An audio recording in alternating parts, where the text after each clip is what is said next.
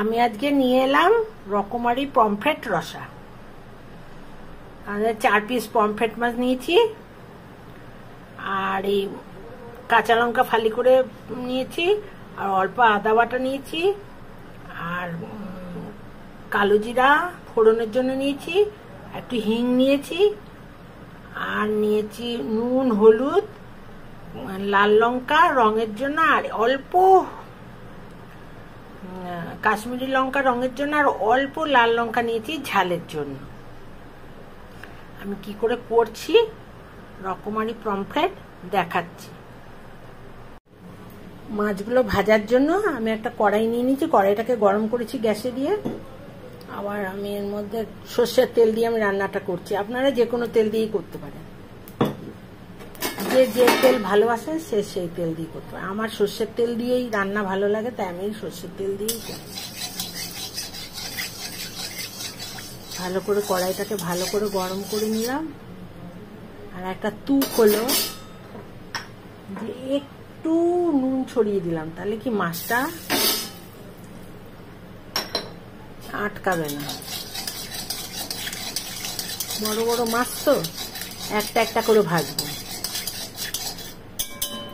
তেলটা গরম হয়ে গেল, এবার আমি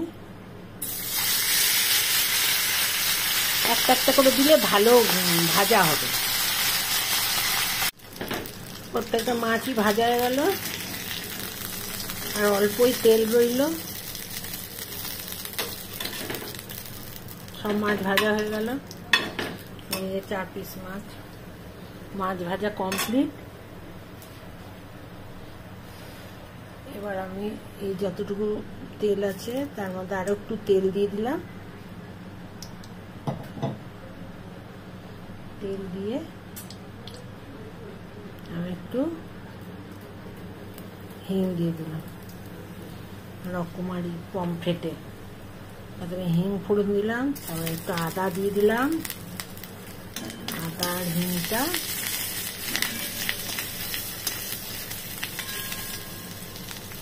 হতে থাক। তার মধ্যে আমি একটু আন্দাজ মতো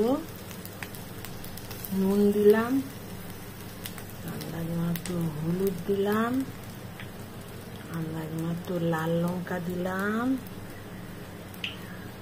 আর কাঁচা লঙ্কাও দিয়ে দিলাম ফোড়নে। আর কালারের জন্য একটু লাল লঙ্কা দিলাম।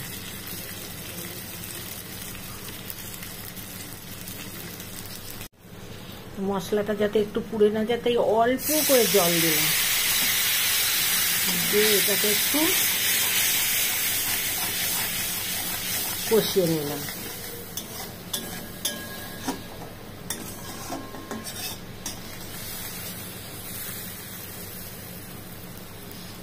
আর পমফ্রেট মাছ তো খুব নরম মাছ,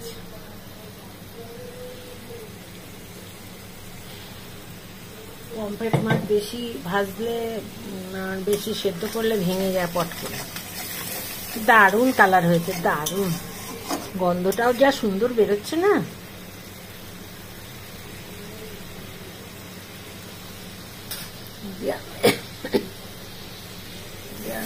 অল্প করে জল দিয়ে দিলাম, আন্দাজ মতো যেমন ঝোল রাখবো। দিয়ে গ্যাসের ফ্লেমটা বাড়িয়ে দিলাম। দেখুন কি সুন্দর কালার হয়েছে, আর টকবক করে ফুটে গেল। আমি এবার এক এক করে মাছগুলো ছেড়ে দিচ্ছি। এই মাছ খুব নরম মাছ, খুব বেশি সেদ্ধ করতে হবে না। আর দেখুন বিনা মশলায় শুধু নুন হলুদ দিয়ে, ফোড়নটাই একটু রকমারি আর কি, নানা রকম আদা, ভাজার এই তেলটা দিয়ে দিলাম। দিয়ে আমি এবার একটু ফুটতে সময় দেব।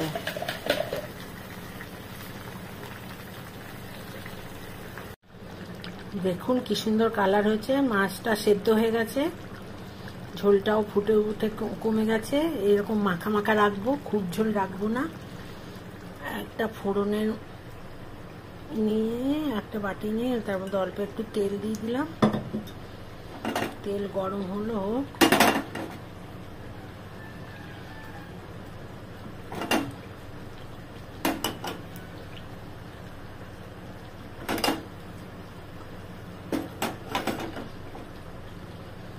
তেলটা গরম হয়ে গেল, এর মধ্যে কালো জিরা দিয়ে দিলাম।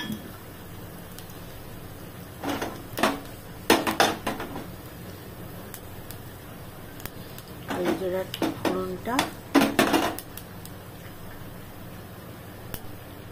একটু ভাজা ভাজা হলো, গ্যাসটা বন্ধ করে দিলাম।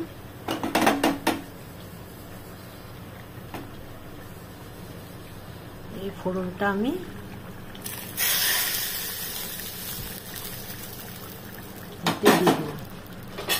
দিয়ে আমি ঢেকে দিলাম।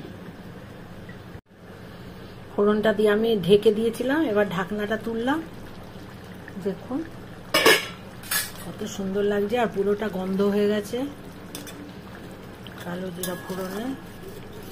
আমি এবার গ্যাসটা বন্ধ করে দিয়ে একটুখানি ঢেকে রেখে তারপরে পরিবেশন করে দেবো। হয়ে গেল রকমারি ঝোল পমফ্রেটে। আমি এবার গ্যাসটা বন্ধ করে দিচ্ছি, দিয়ে আমি ঢেকে রেখে দেবো স্ট্যান্ডিং টাইমে। তারপরে আমি আমাদের কমপ্লিট হয়ে গেল রকমারি পমফ্রেট। দেখুন দারুণ কালার হয়েছে। আপনারাও এমনি করে করে খেয়ে দেখবেন, বিনা মশলায়, শস্য পোস্তও না, জিরে আদাও না। এবার করে খেয়ে দেখবেন, আর কেমন লাগলো জানাবেন। আমাদের কমপ্লিট হয়ে গেল। বাই।